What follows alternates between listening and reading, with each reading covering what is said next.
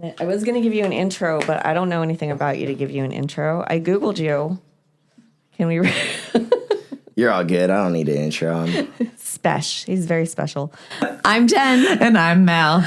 Welcome to Chokeholds Chill. Today's episode is sponsored by Mil Usos Skincare and Limitless Tape.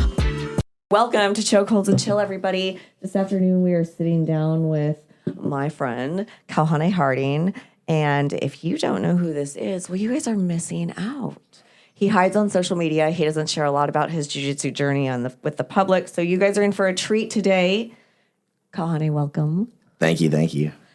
Awesome. Yeah, my name's Kauhane Harding, like you just said. I'm from Ewa Beach, Hawaii.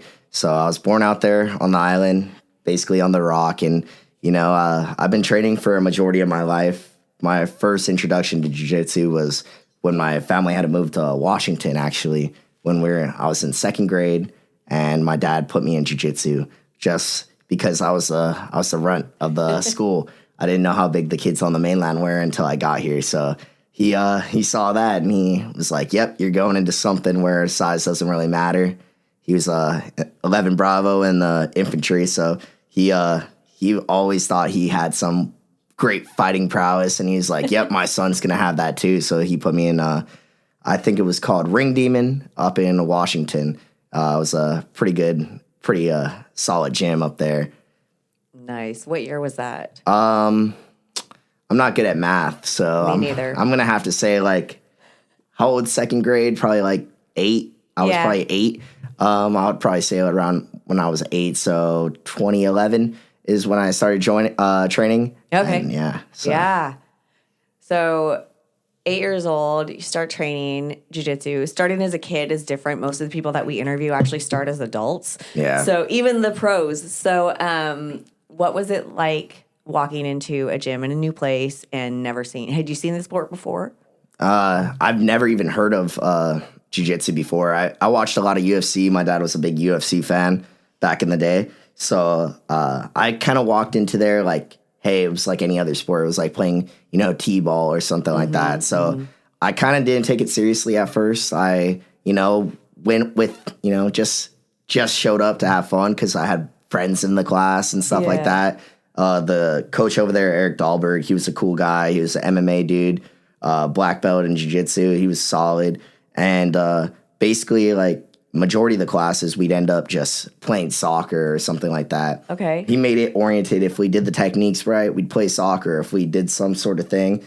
And he always changed it. My dad would watch from the sidelines and be like, "What the fuck are they doing, dude?" I signed him up for jiu-jitsu, and he didn't realize, how hard it is to keep the kids engaged with a class like that. Yeah. But had some studs in there. I remember getting my tooth knocked out or my tooth chipped because some kid tried to do a flying armbar on me in the class. And, I went down, I was crying, and my dad's like, "Stop crying. What are you doing?"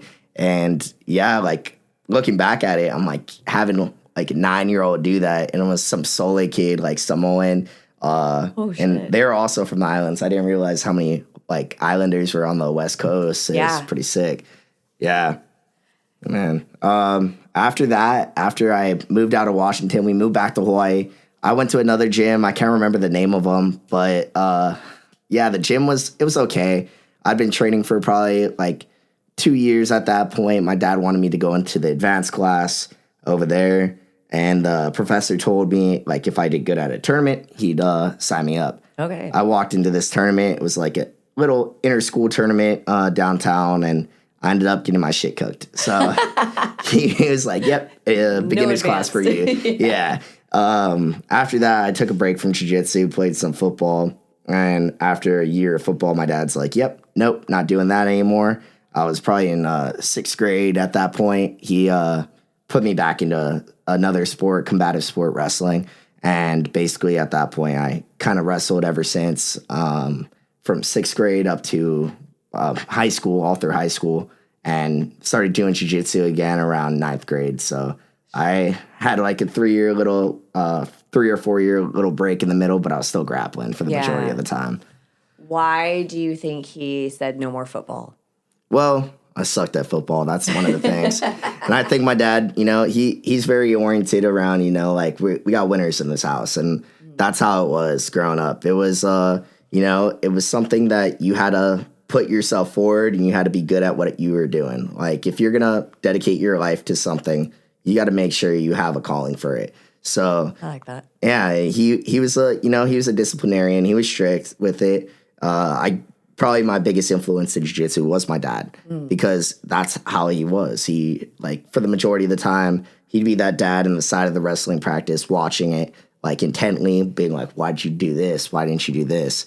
Yeah, it was kind of one of those strict parents. The coaches, they were like, why are you always standing on the side, like, kind of critiquing him. Sideline coaching. Yeah, sideline coaching, dude. And I remember being in a wrestling tournament. I think I was in 7th or 8th grade, and I was wrestling with some kid from my school. The tournament didn't really matter. It wasn't really big, and I ended up losing to him because I was just playing defense the whole time. I knew I could beat the kid. Like, I wrestled. He was my training partner in practice, and I ended up beating him every day in practice. And then when I went in this tournament, I got nervous. Decided I was just going to sprawl on him, try to take his back, try to go for the pin or tilt or something like that. And anyways, my dad, he was watching it. He's like, man, that's so pathetic. Like, what are you doing? You brought dishonor on the family after I lost. And I was like, man, and he went on some full Japanese shit, and it was kind of crazy. He's like, take your singlet off. You're never doing this sport again. Yeah. In the middle of a gym, I'm like 8th grade, and I was like, he's like, take it off. And I'm like, Dad, I don't want to. He's like, you take it off or I'm going to take it off you. And he's like, but you're not doing this. And he's like, that was pathetic. And I'm like, oh, man, okay, Dad. And I took off my singlet. He left the whole tournament. I ended up going. My coach is like, go change in the bathroom, put your singlet back on. You could wrestle. You're still wrestling. Yeah. And, like I wasn't used to that kind of coaching style. Like my dad, his coaching style is very direct. Like he'll tell you if you're doing something shitty, like he's calling it out immediately. Yeah. Which honestly, I grew up that way. Yeah. It's the best way to respond to anything. Like people that you need to nurture and stuff like that.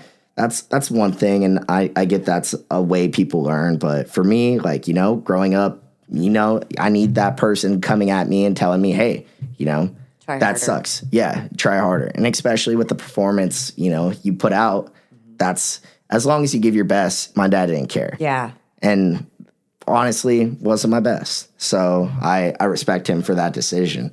I ended up pinning the kid the next round. He was already gone, but I pinned the kid in like 20 seconds, my fastest pin. And I was like feeling myself. And my mom's like, yep, Dad already left. He's in the car. And I'm like, oh, man. His loss. Yeah. I was like, okay. Yeah, but when I started getting back into jiu-jitsu, I was in a teens program. I was about 15, doing jiu-jitsu again. And, it was different. Like, I ended up coming from wrestling. So most of my techniques, not very guard-oriented. I was more smash, pass, playing, and trying to wrestle my opponents in order to get the sub. Yeah. And looking at majority of teens programs, like, back in the day, it was all gi oriented. There was no gi. Yeah. So having that, I was at a huge disadvantage when I was going up against higher belts and stuff like that. So I ended up adapting my game off of my old professor, Bilal. He had a very guard oriented game, a lot of inverted guard, a lot of barambolos, stuff like that. Yeah. And that kind of shaped my jiu-jitsu to what it is today. The flexibility you talk about. Yeah. I look like a teddy bear, but I got good flexibility, and I just been playing the game for a long time. Yeah. Where I know how to position my body in order to get back and recover my guard or set up submissions, and it helped a lot with my inversion game into saddle positions and stuff like that for getting in on the legs. Yeah. What's your favorite part about jiu-jitsu? Like your favorite aspect of the sport? Well, I think my favorite aspect of the sport is, growing up, I've always been the shortest, the smallest. I was we're the runts of our family. Mm-hmm. So, having that ability to be hey, I don't have to be the biggest. I don't have to look, shredded or be roided out. It does help because... Well, of course, but it's not realistic. Exactly. And, looking at it, I can go with different walks of life, and the jiu-jitsu speaks for itself. It's the technique. rather than just, oh, I'm the strongest one in the room. I know I'm going to win. Yeah. It does wonders for your confidence when you walk in a room and you're the smallest one there and you're smoking dudes way bigger than you. I hear that. Yeah. I hear that. Totally relate. It's awesome to have that feeling where it's, like, hey, I can, if as long as my technique speaks for itself, I'm going to be good. Yeah. And that's exactly what I think, like, the best part about jiu-jitsu is. Like, I'm the Coast Guard. I do, law enforcement. I do search and rescue, stuff like that. But the idea is I got so much confidence off of jiu-jitsu doing it from such a young age that I'm not afraid to talk shit to anyone when it comes down to it, because I know if I come in this situation, I'm gonna do good. Yeah. Like, I feel confident in my abilities that I'll do fine against whoever I'm going with. Yeah, you can definitely back it up. Do you think that your dad being so strict with you at such a young age, because 8th grade is, relatively young, especially if you're in sports, in front of people, I imagine. Yeah. Do you think that shaped how you approach your jiu-jitsu today? Definitely. And you got David at the gym. He's like most people. I have to encourage them to come to practice. I gotta be a dick to get you to come to practice. And it's just everything about my jiu-jitsu is molded from like my dad for the majority of the everything basically. It's hard to think about jiu-jitsu in another light. My dad ended up getting humbled one day. I was in the teens class. I ended up getting choked out in the triangle. I remember the day exactly. And he's like, "What the fuck, dude? Like, what are you doing? Like, you just stand up." Like one of those dads, watches too much UFC. He did combative. So, that was his super basic. Yeah. That was his experience with like fighting and stuff like that. And he's like, I'm like, "Dad, it's harder than it looks." And one of the coaches, he was a purple belt, short little Filipino dude named Patrick. He came up and he's like, "Why don't you try out the adults class? Fundamentals is about to start." Yes. Oh my gosh. Yeah. My dad's like, "No, I'm good." And he's like, it's easier to see, he's like, "I want to see you just stand up." He's like, "I'll roll with you." And my dad at the time, he was like 175. He's about my height, so he's like 5'6", but the coach was like 5'4", 120 pounds. Okay. So my dad's like looking at this scrawny dude, and he's like, problem. yeah, I'm going to fuck you up. Long story short, my dad got caught in about 5 or 6 arm bars back to back to back, just ripped his arm. And he's just getting worked. He's all tired. He's about to he's like, "Oh my gosh," like, Dad, I'm watching it and I'm laughing at him, like just getting worked by my coach. And, he ended up just being like, really, it kind of changed it. He walked up to me right after. And from that point, he said, "Man, I'm sorry. I didn't realize how hard this is." And I was like, "Yeah, Dad, I've been telling you." But at that point, it shaped his jiu-jitsu too, because he joined that day, Nice. He started training and stuff like that. And before you knew it, he was a blue belt. I was still in the teens class, and I came up to the adults class at 16. And the first day in the adults class, he ended up cooking my shit pretty good.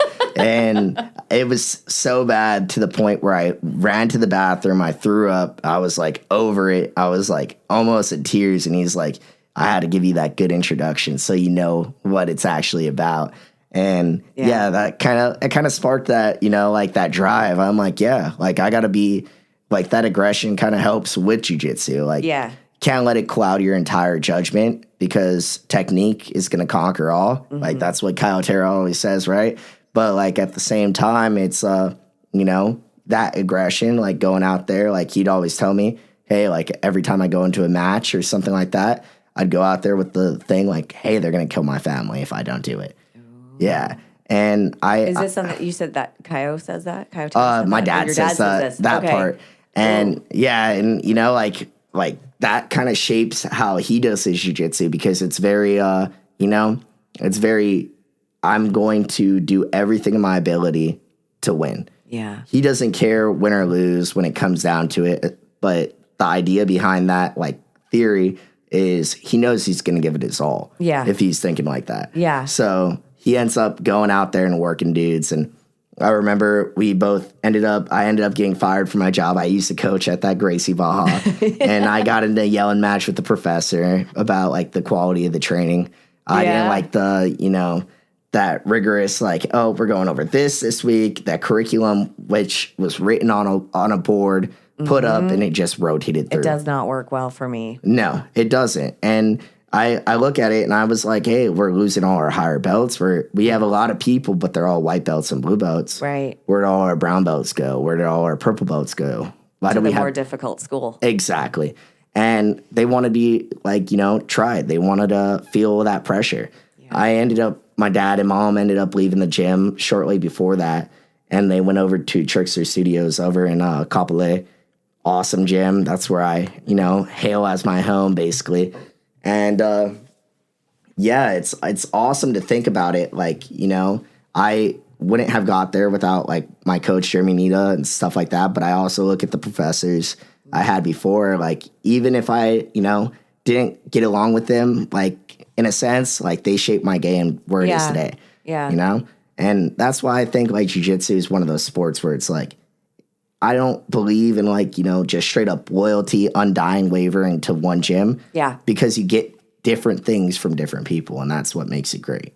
I think that's huge too. Jesse and I go to Costa Rica a couple times a year, and it's specifically for that because, as you know, there's only one other gym in town here. Yes. And so I don't have a lot of competition at that gym because of my ability and my size and that. So when we go train other places, it's just specifically to see how it holds up. But what can I learn from you? What are you doing with this? Yeah. Everybody in my gym is going to counter this thing exactly the same way because that's what they've been taught and that's what they know. But I'm going to bring this to you. And how many arm bars can I get today? And that's the thing. Like, you look at it and like getting those roles, you're never going to get that experience. Like, everyone has different styles, and like my idea behind jiu-jitsu and like when I'm practicing is if you're a guard puller, I'm going to pass. That's what I want to do. If you're a passer, I want to play guard. Yeah. I want you to show your best game, and I want to be able to counter it. Exactly. And I don't get better unless I see the best of both styles, and that's improved my game both passing-wise as well as guard retention-wise. Sure, yeah. And my whole idea was I got this from my coach, Jeremy. He said he used to go in, and basically every week he'd have a new submission that he was only going to hit for that week.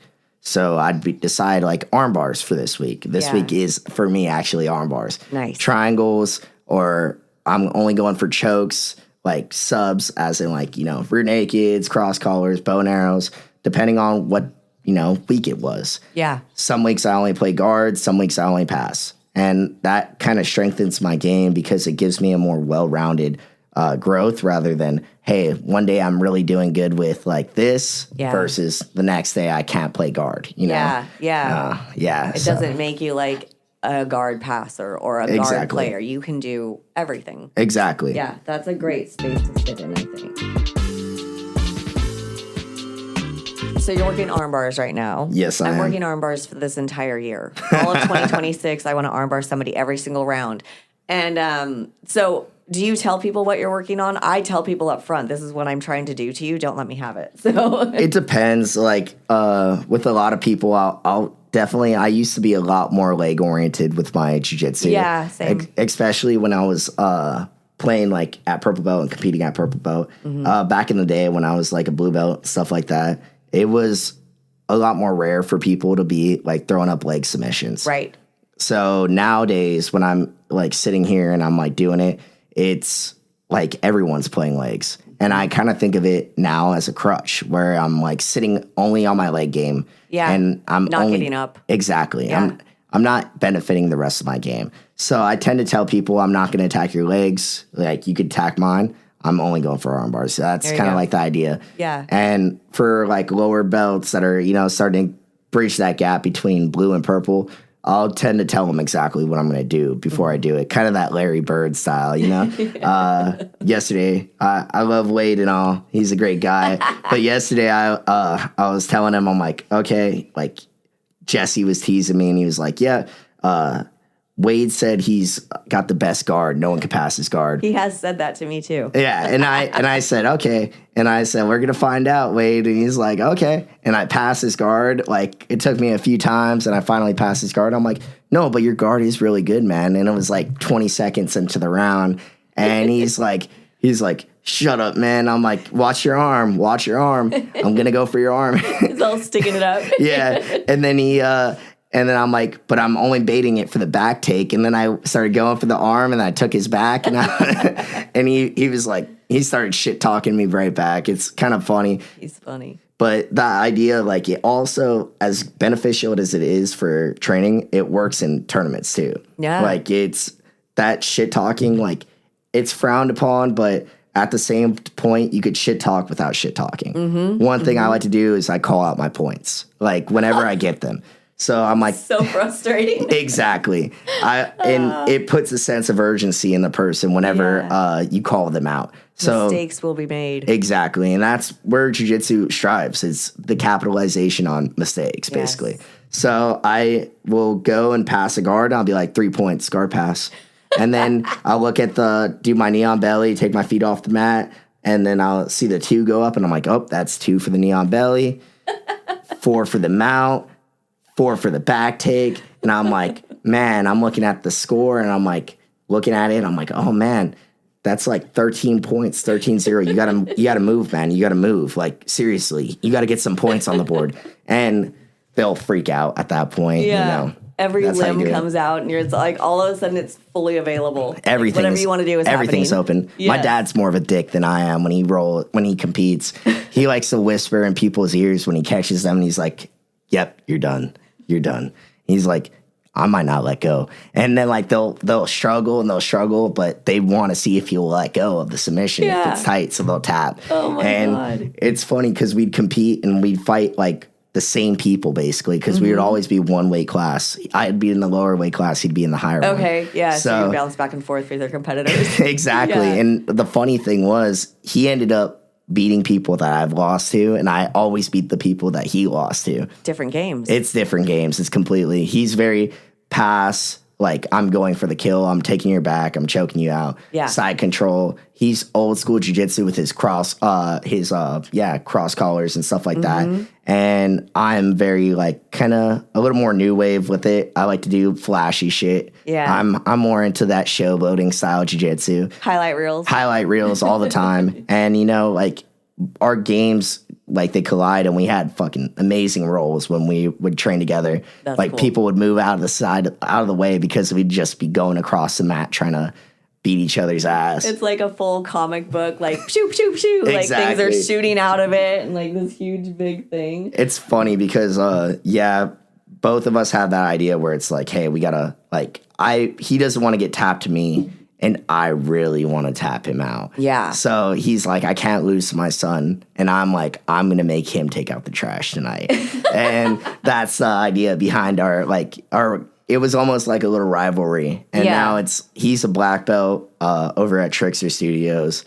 I went to his promotion. It was awesome. And, you know, like, I'm, like, still a purple belt, and I started before him, and I'm like, this is the motherfucker. He blew up with jiu-jitsu. He got really good. He competed in IBJJF Worlds. He took 3rd. He's done a few fight to wins. And, Adult Worlds or Master Worlds? Masters. Okay. He's too old to be doing I was going to say, I mean, it's definitely, like, and when you watch Adult Worlds versus Master Worlds, it's 2 different games. Yeah. In my opinion, it's 2 completely different sports. It completely is. And, like, you look at it, and I think Master Worlds is cool because it's basically what I was saying before, like, the technique speaks for itself. It's that old style of jiu-jitsu, just that smash heavy. Exactly. Yeah. And with regular Worlds, you're going to see a lot of these new young guys coming in. They're trying, like, they're hungry. They want that win, basically, and they're ready to get it. Well, there's money now in the sport, too. Exactly. So there's, like, something to strive for, at least. Exactly. Whereas when I first started, obviously when you first started, Yeah. there's not a lot going on. You can't really make a living unless you open a gym. And that's basically, like, most people's goals is when I wanted to compete before I opened a gym. I'm planning on opening a gym one day. Yeah. But I gotta get my black belt first. My dad said he'd open a gym and I'd run it for him. Oh, nice. I remember when I was 16, I got an offer from my old coach. he's moving to California to open another gym, and he asked me to come with him to help him run it. Yeah. And I tried to jump at the offer. I told my mom and dad I was leaving. They told me, the fuck you are. And yeah, a long story short, like a year later, I ended up joining the Army, so I was gone out of the house anyway. So I don't know. Yeah, it was Not doing that job. Yeah.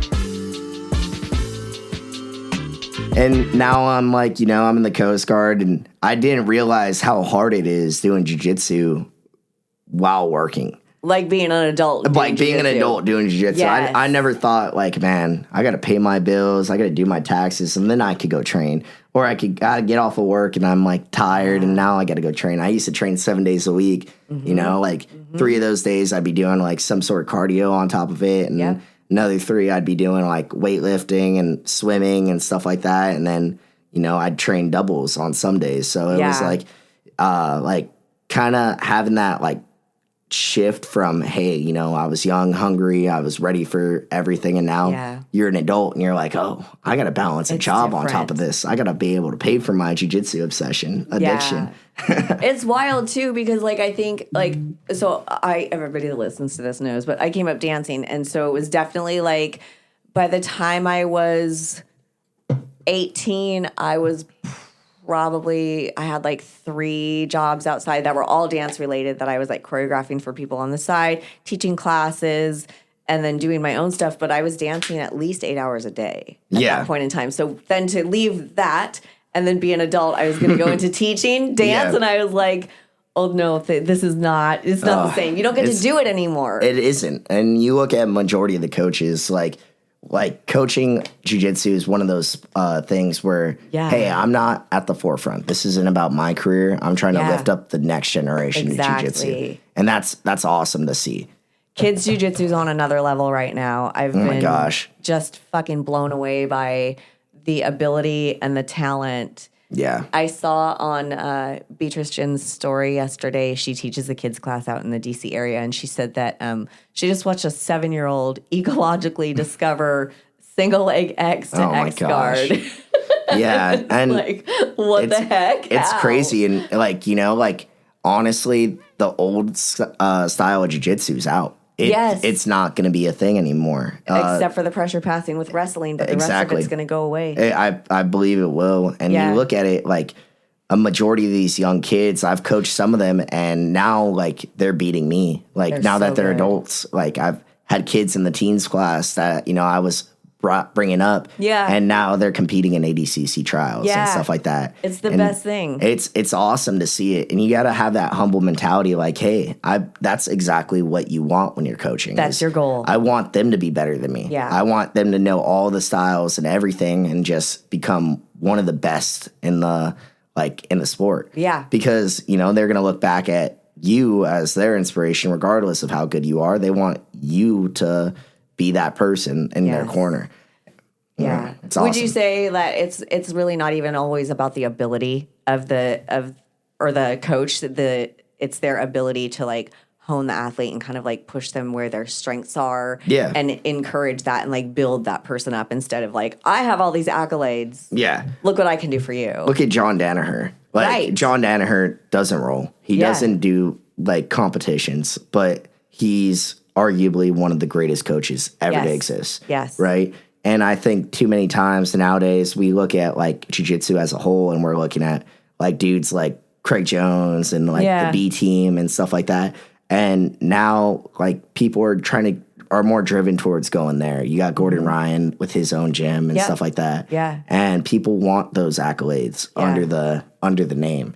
But you got a person like John Danaher that's sitting in a blue basement, honing probably arguably the best grapplers that ever walked this earth. Yeah. You got fucking Gordon, you got Gary Tonin. Like, dude, it's awesome. You look at that and like these guys compete with each other like all the time, and at this point they're the best that ever will probably walk the earth. Yeah. And he's continuing that legacy, bringing up like Helena and seeing what she's doing with the sport. Exactly. And some of the other people that are training in their gym are just out there just killing it just as much too. Yeah. It's fucking cool.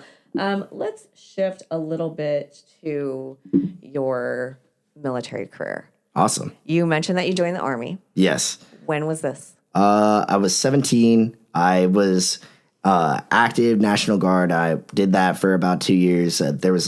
They messed up my contract and they told me how to change my MOS. And I was at Field Artillery Unit. I loved it over in Hawaii.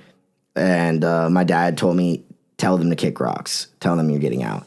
And I got out and I was like, I'm never joining the military again. And long story short, I ended up going straight over to the Coast Guard. And my uncle was in the Coast Guard. And it was right when that video of that Coastie jumping on the submarine, banging on the hatch came out. Oh, shit, yeah. And I was like, you guys do that? I thought you guys were water cops or lifeguards or something like that. And he's like, yeah. And I joined the Coast Guard. And, you know, from there, I came to Coos Bay originally, and that's where I met you guys and stuff like that, and came to know, at the time, Northwest Jiu Jitsu, or Northwestern Jiu Jitsu. I forget what the old name was. Northwest Martial Arts. Northwest Martial The Arts. Eugene one still carries that name. Yeah, so, and now it's Union, and I ended up going over to Key West after a while, and over there I got to do a lot of the cool law enforcement. I dealt with a lot of migrants, you know, a lot of search and rescue, heavy, over-the-shoulders type of stuff. Yeah. And I was like, oh, might not be for me. I met my wife, Alexa, over there, though, and we came back to Coos Bay, and I wanted to do the whole surfing program because it looked cool, jumping big boats over big waves and stuff like that. Yeah. And long story short, I was like, oh, might not be for me. Like, you know, Pacific Northwest isn't for everyone. I feel that hard. Yeah. It took me 25 years before I got used to it here. I'm from Hawaii, and like, holy shit, it's cold. I'm over here and I'm freezing. They're like, yep, it's a nice winter. And I'm like, oh, God, help me. Might I mention you're in a T-shirt at this moment, and I'm bundled up more than you are. I can't help it. I gotta wear a T-shirt. Most of the time, you'd see me in T-shirt, board shorts, and slippers. So yeah, I dress for the occasion. At least now I got like jeans on. They're still like yoga pants jeans, but hey, they're good. Yoga pants jeans. The pull-ons that they advertise for the ladies, they're like exactly. They got these wide elastic waistbands to tuck in the belly. Man, look at that. I got to tuck in the belly. Wait, I need the glasses. I literally can't see right now. I got the little strap. That's Ross. Fuck yes. They're awesome. It's Pacific Northwest wear. Yeah, and I'm about to go back to Key West. I'm excited to get out there, you know, like you see all the stuff out there and you want to get away from it because, you know, it's a lot of over-the-shoulder stuff, but then you just miss it so much and you just want to get out there and, you know, do the mission again. I imagine being somebody who's so active in fight sports, like having an opportunity to like have that sort of adrenaline on the job would be it's just awesome. Fucking killer. You know, it's awesome to get to have that experience because, like, I remember I was breaking in boarding team member for the Coast Guard, and one of the dudes said he trained with a lot of military guys and like combatives oriented.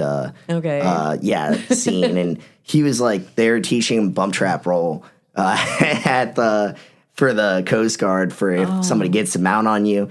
And I was going like super slow, and he was trying to give me a lot of resistance. And I was like, he's like, man, I thought you did jiu-jitsu, man. And I'm like, hey, like, do you want me to show you? Yeah. I was like, this is something I teach my 3 and 4-year-old class. Like, I'm not going to do this in a real situation unless like it's really, really warranted, right? Basically we ended up doing this thing called Red Man, where they put on a big old red suit and they try to attack you. Yeah. You got a helmet on, and basically they punch you. It's a full on fight. Yeah. And long story short, I ended up blast doubling him, and he tried to swing on me. I dropped down, level change, blast doubled him on the ground, and started just beating the shit out of him. And it was so funny because at that point, like, the respect went through the roof with how quick the sport can change, like, the style of a fight. Yeah. It's the second greatest equalizer, I would say, behind a gun. No, I would agree with that too. And I know, like, my family members are very, they always, got to keep your weapon on you. Okay, yes, but then what? Yeah. Right? If you can't use it, if you're not in a place where you can draw, if you don't get to, if you get your weapon taken from you, but then what? Yeah. Right? So exactly. I think it's super important too to keep that top of mind. And I love that the military is actually working on stuff like that because I think it's going to help immensely. And the cool thing is they changed how the style of the training goes. You're allowed to implement other styles of your own personal training over to it. That's really fucking cool. I use a lot of my jiu-jitsu when I'm doing like any sort of like law enforcement hands-on training. And you look at a majority of like police units, they'll encourage people to have to do jiu-jitsu in order for them to like benefit like their overall competency on the job. Which, that's great. Yeah. I really enjoy the idea of that because more people in the sport you get to see and kind of sparks that bug. Yeah. Yeah. I also think the more people that enter the sport, the higher the bar goes for what the black belt level is going to be. Exactly. And the level just continues to rise. So seeing people come in and just like, new, don't know what's going on, like, okay, cool, but you're also going to be this good someday. So exactly. And it's cool seeing like the different walks of life people come from to start jiu-jitsu. Like I remember hearing about Phil with his bread baking and stuff like that. And you're like my first training partner. I'm like, oh my gosh, dude, this guy's a fucking killer. Like on the mat. And like me, I look like I just, Coast Guard, they get a weird rep. They're like, oh, you're just like the little brothers of the fucking military. Oh, but yeah, like, they don't know, right? Yeah, and then you come in there and you mop people up and stuff like that. Yeah. And that's kind of it's interesting to see like how each person has their own like outside life, and then they come in there and it just switches. Yes. The switch goes off and they're ready to, do the job. The leave your shit at the door is like this unspoken thing of like nobody comes in and was like, how's your day? Mine was shit. No, you just, hey, what's up, man? And then that's You're ready to roll. Yeah. And that's awesome about the sport. And I think like the biggest difference between those high level competitors and like normal everyday people is what they're focusing on. Yes. Like I said before, having a job and doing jiu-jitsu, very, very hard.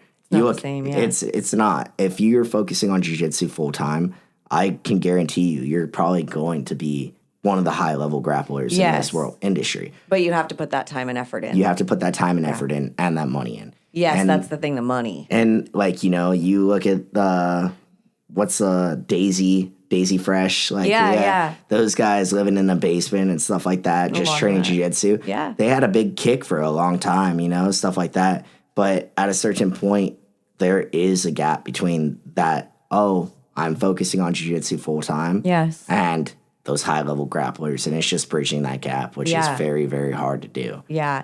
And you see even like those guys specifically, like the Pedigo guys, you've seen like the ones that are able to take the pressure and handle the difficulties and the things that come with not having a lot and sacrificing everything to be able to train to do a sport you may or may not succeed in. Exactly.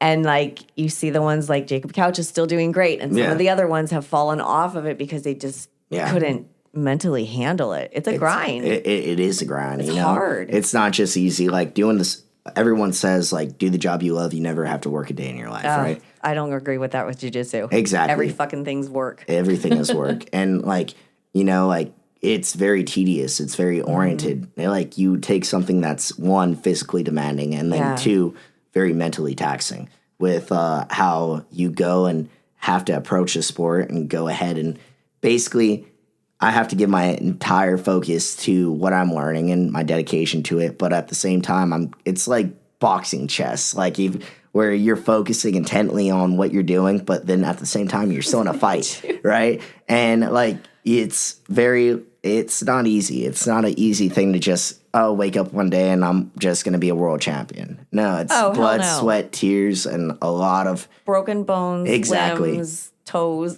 Yeah. And you look at it and like, that's who's winning. It's the people that are willing to sacrifice everything for that sport. Yes. And I think like we've seen it from other professional sports forever, right? Like what it takes to be a certain kind of way. But I feel like jiu-jitsu kind of snuck under the radar because people were already trained in a certain type of way from Brazil. We're not seeing that. And there's so few competitions and it's not televised and nobody knows about it. It's been relatively underground except for maybe the past 5 years, I'd say. It's really resurfaced. Definitely. And you look at like the UFC. The UFC was founded on the principle of jiu-jitsu will conquer every other sport. And nobody gets it still. And it still to this day, like you see it, like you don't see a UFC fighter going into the sport that doesn't have a grappling background. They have to. Yes, they have to. Yeah. Like it's a lot easier to become proficient in boxing and stuff like that, I would say, than jiu-jitsu. Yeah. But at a lower belt, you will be able to basically hold your own a lot better against a regular Joe Schmo off the street than, somebody that, did a month of boxing versus a month of jiu-jitsu. Who's gonna end up winning in a fight? No, absolutely. Yeah. Because really with the boxing, as long as you could be savvy enough to hopefully miss the punch, you're ahead. Yeah. And Keep going. I've seen it before, jiu-jitsu, it's great and all, but there's still times you got to be careful. I'm not going to the ground in the street. Yeah.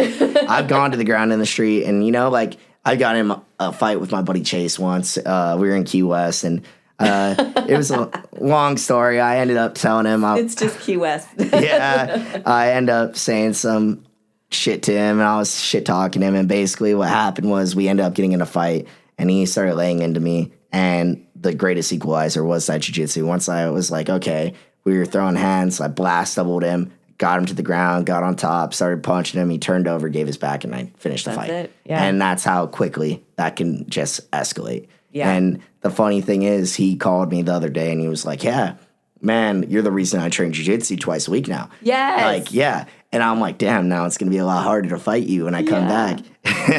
But, yeah, it's one of my good friends, and, it just spurred off of, testosterone and alcohol kind of deal. So Just an ass kicking. Just a regular old-fashioned ass kicking. Yeah, and that was one of the things, and that's when I first kind of met Alexa, so my wife. So she wasn't too keen on that when she saw it. She's like, the secondhand embarrassment is a lot for you. I think jiu-jitsu is a great sport where it comes, like I said before, where anybody from any walk of life can become very, very good at jiu-jitsu very quick. But that bridge from very, very good to damn near perfect is a very hard thing to gap. Yeah. And I think those high-level competitors are basically at that point where, hey, it's techniques, very, very, very small details that people are missing on that every day. And you look at people like Craig Jones and stuff like that, most of the time they're just doing drugs and hanging out in Thailand and stuff like that. Interviewing Playboy. Yeah. And, those are the best guys in the sport. It's crazy. Exactly. Yeah. And, you want to ask, what's the magic juice that they're taking? Because steroids only going to get you so far. And, but, you got to have time. It's time, and it's a lot of dedication. Yeah. We have some rapid fires that we like to do. Okay. Is that cool with you? I'm fine with that. We'll start with the easy one. Gi or no gi? Definitely gi. Always gi. Even with the leg game. Do you play legs in the gi now that it's not rapid fire anymore? I do 50-50 for the majority of the, my leg attacks. I'll do 50-50 if I'm playing in the gi. Okay. No gi, I feel like I'm better at my no gi game.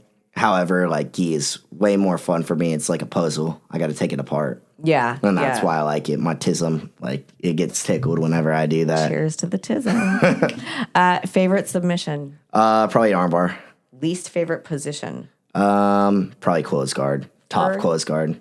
Top close guard. Anthony's favorite. I hate that shit. God. What's the first move you ever learned? Was probably a triangle choke. Oh, nice. What kind of music do you listen to before you train? I listen to whatever gets me, I always do my jiu-jitsu to a song. So whenever I have a beat going, I have to move. It's the tism. Yeah, exactly. Fuck yes. And I listen to, I usually listen to something chill before to calm me down. And then right before the fight, I listen to a song with a good beat that will get me to move to it so I could go out there. And it's basically like dancing at that point. I feel so seen. Nobody's ever said anything like that before. And I'm like, yes. Okay, cool. Do you like training in the morning or night? Definitely night. I'm not a morning person. Same. Dream role. If you could roll with anybody, who would it be? Oh, gosh. It'd probably be Hanato Kanuta. That dude's a fucking stud. And I love how quickly he just moves through, every position. It's very unorthodox. It's awesome. When do you feel most dangerous? Oh, probably when I'm playing open guard from in gi with my collar sleeve grip. What's your mat pet peeve? Oh, man. When I see somebody getting off the mat to go to the bathroom, they don't got shoes on. It pisses me off. God. The don't come back. I'm always like, don't come back. Yeah, even if you wash your feet, dude, Don't come back. I'm still like grossed out. I'm like, God. Get that alcohol bottle. Yeah. Disgusting. Yeah, kids always pee on the floor in there too. Take note, everybody. Wear your shoes. Definitely. Ugh. Last two questions. If you had a super fight tomorrow, what would your walkout song be? It would probably be Hey Kanaka. It's a Hawaiian song. It's over there. Or what's it called? Cold Blooded Soldiers. That'd probably be another one. Both local songs from the island. So I'm kind of down with that. Fuck yeah. Fuck yeah. And last question. If your best friend had to describe you in 3 words, what would they be? Asshole. Dickhead. I'm just describing what my wife would say. She's sitting here like agreeing. Probably retarded unless it's jiu-jitsu oriented. Tism. It's all the tism. We can never say nice things about ourselves. Yeah. Do you want to say the 3 words? I don't think you want to get on here and say He 3 agrees. words. She's like, those are the words. To a T. Spot on. Spot on.